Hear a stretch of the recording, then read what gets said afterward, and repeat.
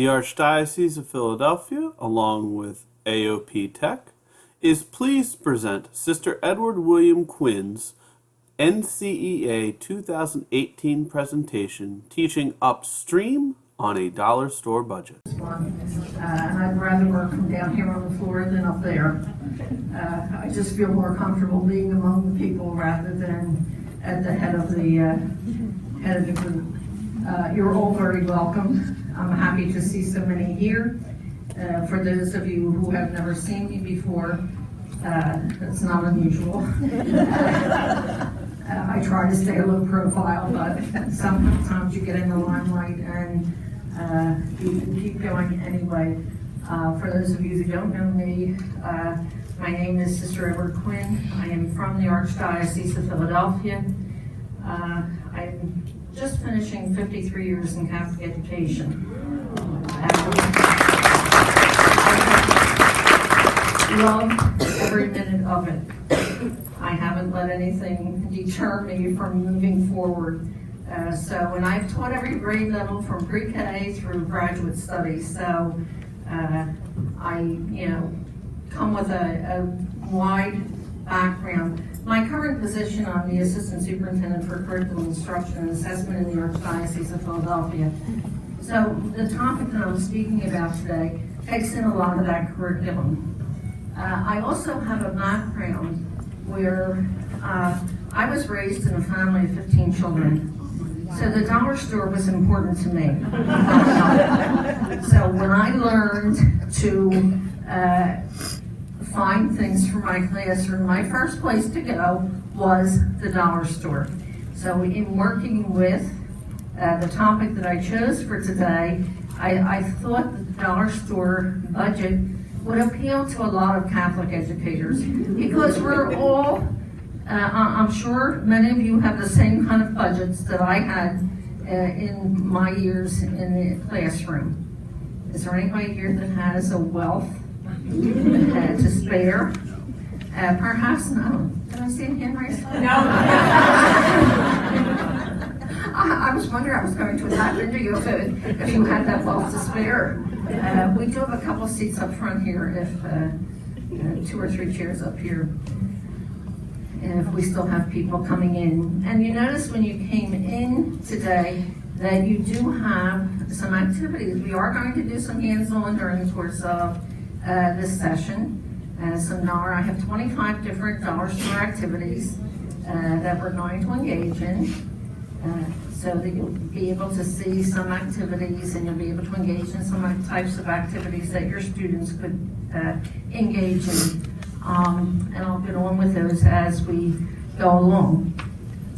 I think it's important for us to understand, first of all, why we're talking about STREAM, okay? We're focusing on STREAM because as Catholic educators, we need to take a look at the standards that we have had available to us, but we need to realize what the emphasis is in each of those. When we look at STREAM, it's really the integration of several areas of our curriculum. My experience in education has been that we've tended to isolate content areas. Which one of us hasn't had a student say to you, why did you circle this on my test? And you would say to them, well, it wasn't spelled correctly. And they would say to you, well, this isn't a spelling test. Mm-hmm. Right? That microphone's not working. This isn't a spelling test. Why are you checking spelling? Okay, so, we need to get back to the idea that we are educating the whole child. And everything that we're doing is educating the whole child. Which one of us in real life doesn't integrate every one of these areas? Which one of us, since we got up this morning, hasn't used some kind of math? Which one of us hasn't used language in some way this morning? But we didn't stop and say, well, I can only use language for this first 5 minutes. because I have to go on and use some math the next 5 minutes. Thank you.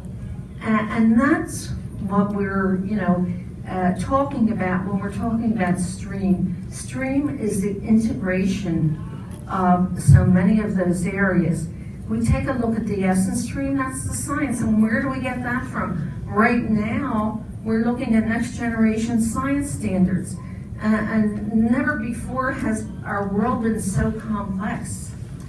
Those of you who are my generation never heard of the word science until we went to high school. And now here we are in elementary school at the kindergarten level and first grade level teaching students science concepts. Why? Because it's real life. It's real world experiences that they have. The T, we're following the UpSTREAM standards, okay? Today's students need to be prepared to thrive in a constantly evolving technological world. So we kind of depend on standards like that to help us. And we depend on good tech people. I'm very fortunate to have here today 2 of our finest tech people from the Archdiocese sitting over there on the slide. I don't know whether they're here to observe whether or not I'm doing the right thing, or they did come in to support what I'm doing, but I'm very appreciative of all they do for me and help me making sure that I'm up to date in that technological world.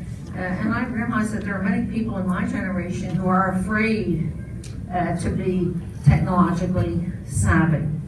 We look at the R, and to me this is one of the most important parts of the STREAM. It is the looking at where do we get the religion content that we teach. We get it from the USCCB, United States Conference of Catholic Bishops, and the Catechism of the Catholic Church. They are basically the standards we follow for our religion content. We look at the E, and to me, E can stand for either engineering or English. And I know most places call it engineering, and for a lot of us, that's a new concept. We don't have a content area that we call engineering, but engineering is so much a part of everyday life because we do build models and we have a lot of project-based learning that is involved with building.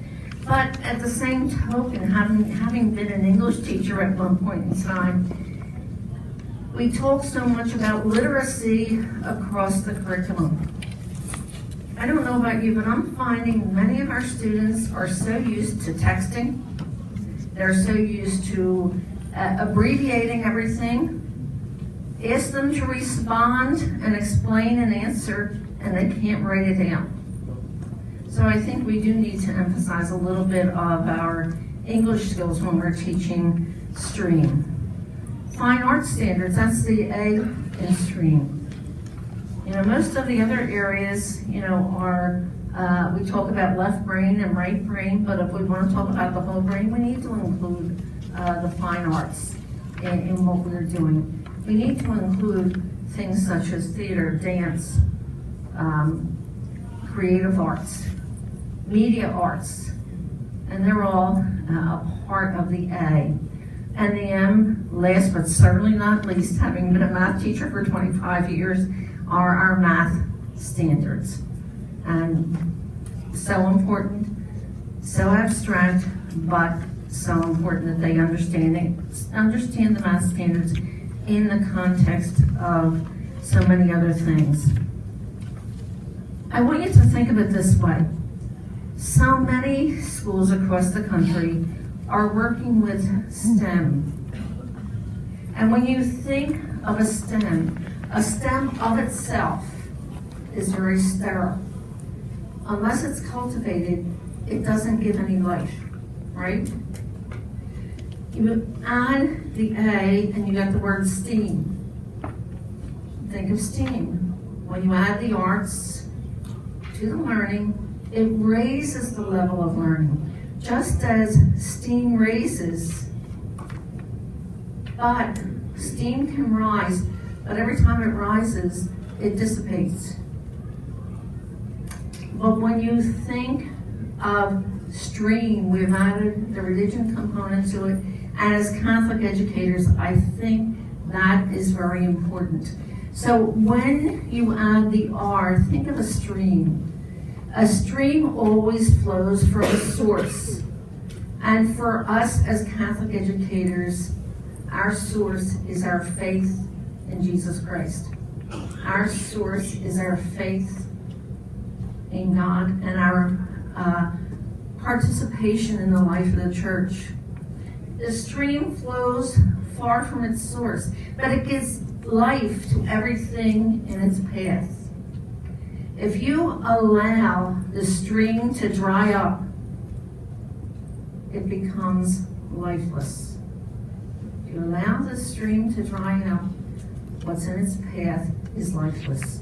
So if we as Catholic educators are educating our children without infusing our faith values and our faith knowledge into what we're doing day in and day out, we are denying them so much of an important part of what Catholic education, the mission of Catholic education is all about. So always think in terms of stream. I think that is really an important key. So we move from STEM to STEAM to STREAM. And in moving from STEM to STEAM to STREAM, it's important that we consider project-based learning. We consider those hands-on experiences, science, technology, engineering, art, infused with the Catholic faith values that we have. The key to all that, though, is integrated learning. A little bit harder when you're in a departmental situation, yet it's harder, but it is possible. There's many perceived problems, and I use that word perceived very carefully because sometimes perceived problems are not real problems. We perceive the problem that there's just not enough time in my curriculum. Anybody have that problem?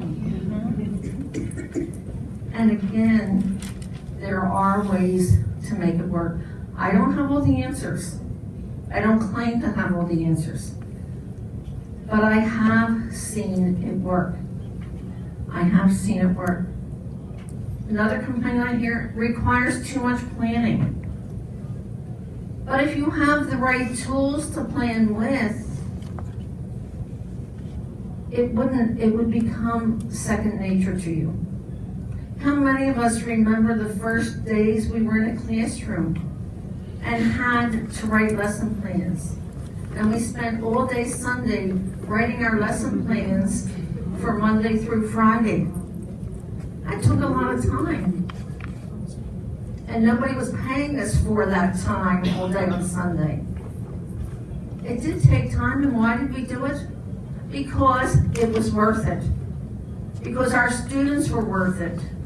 We believed in the mission of what we were all about, okay? The third perceived problem is it cost too much. We can't do it because it costs too much. Well, I'm here to tell you it can be done. It can be done. So we're going to take a look at the process of STREAM and how we can integrate and how we can have students actively solving problems by some of the things they do. And I'm going to engage you in some activities of doing that and applying that in the context of real world situations. We talked about, integration of content. It's very important. And in your handout that's there, I have a graphic organizer that we're going to work on. And incidentally, everything you have in that handout, I have downloaded to the website so that you can download the PDF. So feel free to write on what you have there, jot down it, because you'll be able to run off with copies right from the NCEA website for today's session. So everything is one, and the PowerPoint is also on the website, so you'll be able to use that as well. We have to be careful when we're doing activities, any project-based learning, that it's not just an activity, that it has purpose. It's not just coverage of a topic. It has to have purpose, it has to be focused on questions, big ideas, and it has to be related to the standards that we are supposed to be teaching, okay? I would encourage you to use backward design, okay? You think about the Understanding by Design framework. When you have the Understanding by Design framework, and I do have a slide here, and it somehow they got out of order a little bit, we need to embed success skills. We call them the 4 C's: communication, collaboration, creativity, critical thinking. And nowhere in your curriculum is it written, okay, these are your creative thinking skills, right? And you might have in your diocese a curriculum that tells you what is the creative thinking, what is the collaborate. These are all things that are critical to what you're doing that needs to be embedded in any project that you do with them. They're the success skills that are like the glue of STREAM education, okay? I know you can't see this very carefully because it's small print, but this is a template that we use for planning that is based on the Understanding by Design framework. And very key to that Understanding by Design framework is the idea that you are looking, first of all, what it is that you want the students to know. You start with the end in mind. What do you want them to accomplish? And then you start with the assessment. Start with preparing the assessment. What am I going to expect them to give back to me? Before I even start teaching a lesson, it's important that I have that assessment prepared.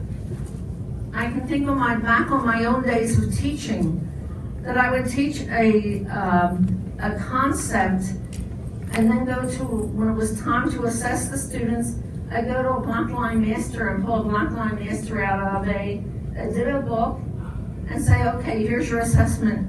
I couldn't imagine why the students didn't do well, because it wasn't the way I taught it.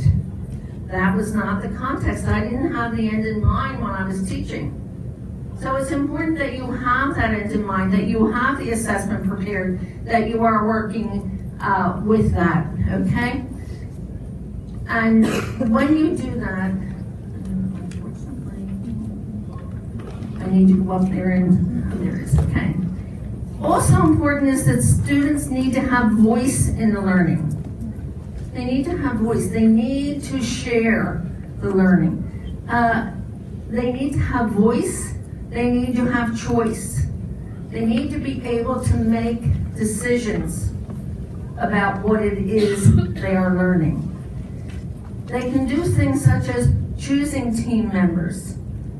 Sometimes it's good to allow them to introduce a challenge in the context of those building of those projects. They might even introduce a subtopic that they can expand on, and that's important with that.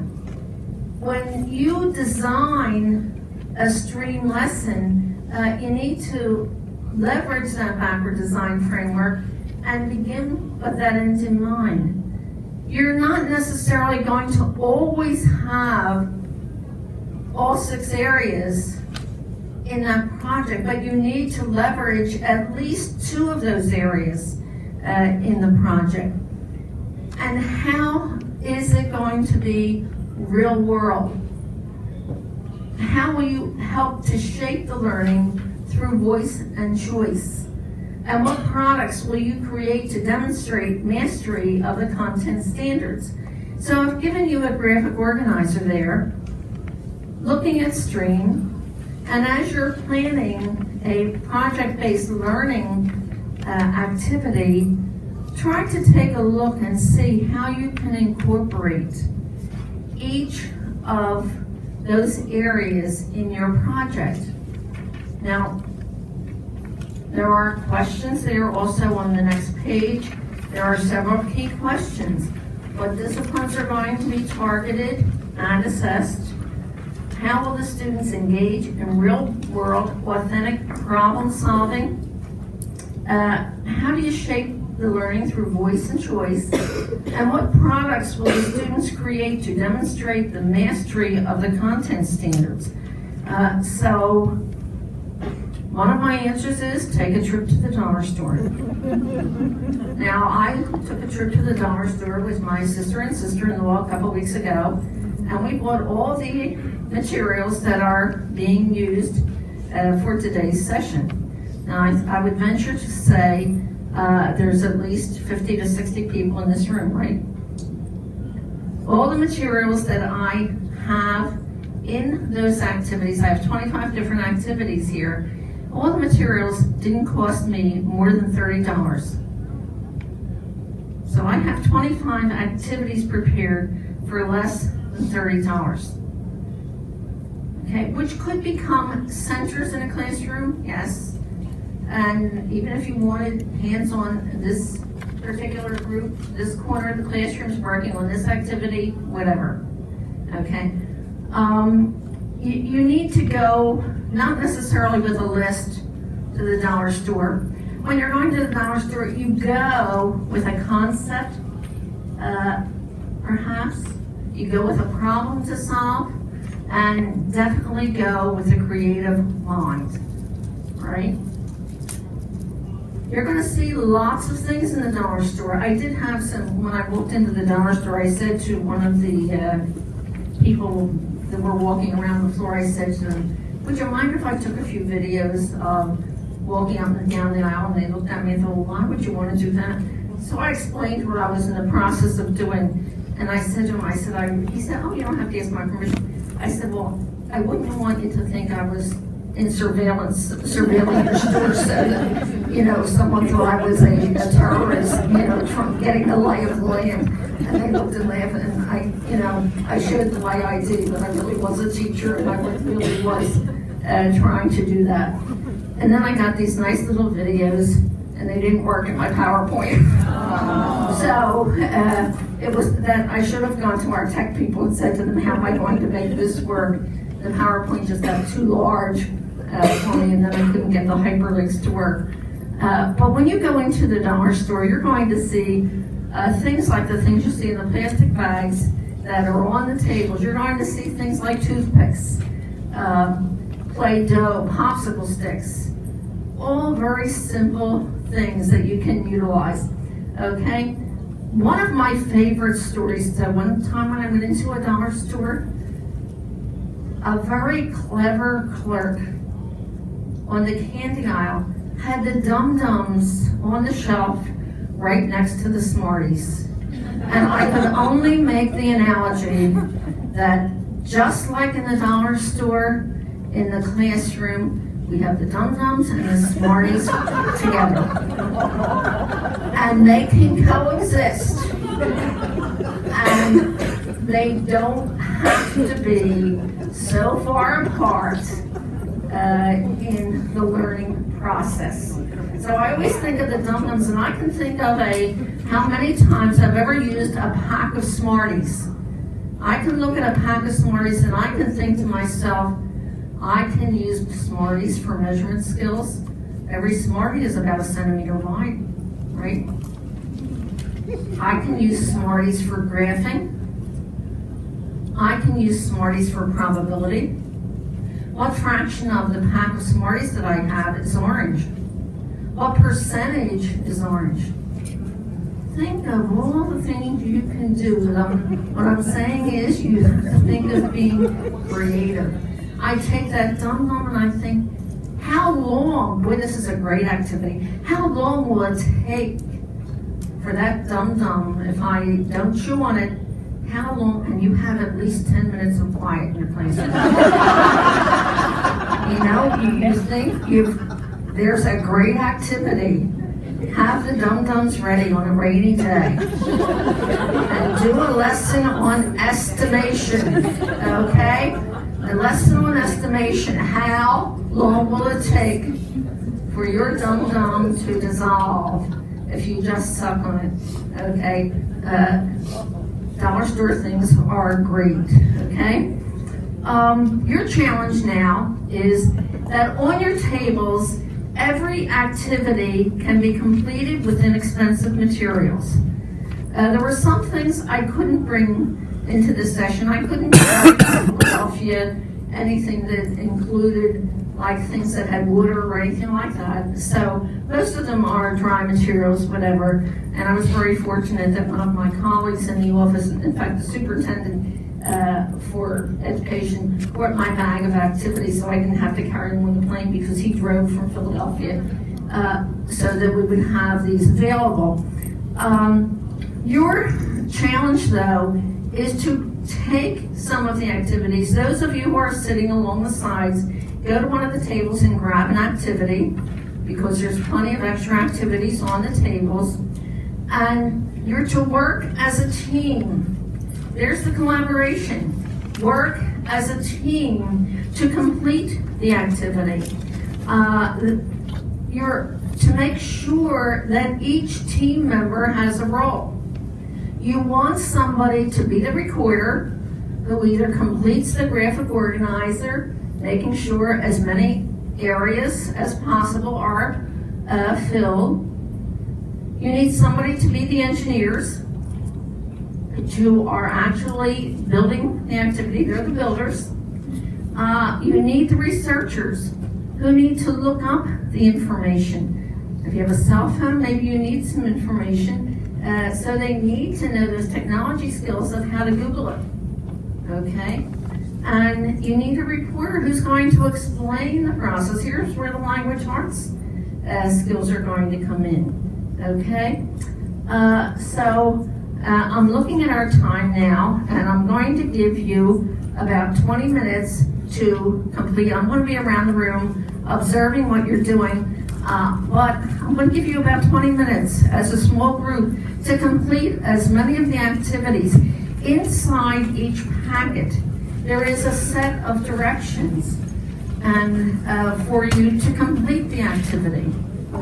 Now, there are some sets of directions that are more comprehensive than others, and I did that intentionally to show the need for sometimes clarification and explanation is really important, okay? So you have about 20 minutes to complete the activity, and I'll be walking around assisting and observing. So if you're in a place that doesn't have an activity, please go to one of the tables and pick up one of the envelopes from the table that has an activity. You can join us Have fun.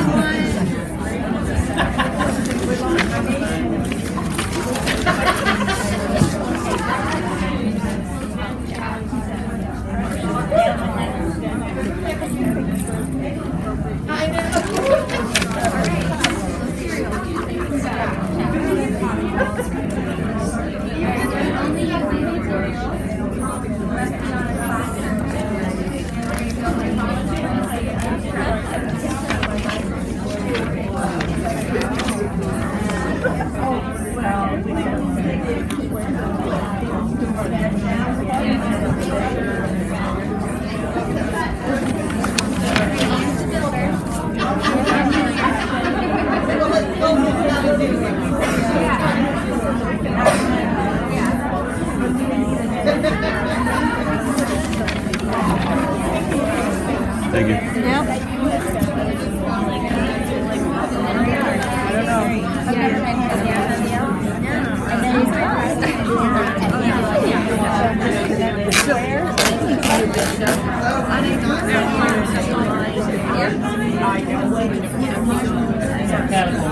I wouldn't give them.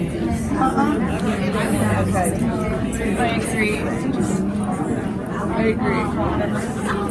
But I guess.